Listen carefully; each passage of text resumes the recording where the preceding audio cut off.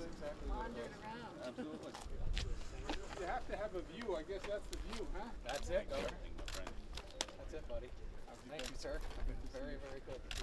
Thank you for coming once again. Well, Governor, how are you? Good to see you. Long time. Long time no see. When I'm in Wilmington, town of Wilmington, I wear this hat. I like it.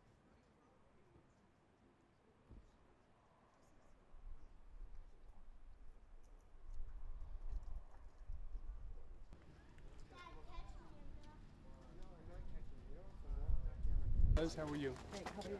I'm all right. Dan Roop, we're consulting engineers on the job. Good to see you. Yeah, thanks so It's an much. exciting project to work on, huh?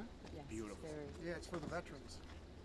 Some history. You should Google this road and look at some of the history on this. It was done by FDR. Oh, no. Oh yeah.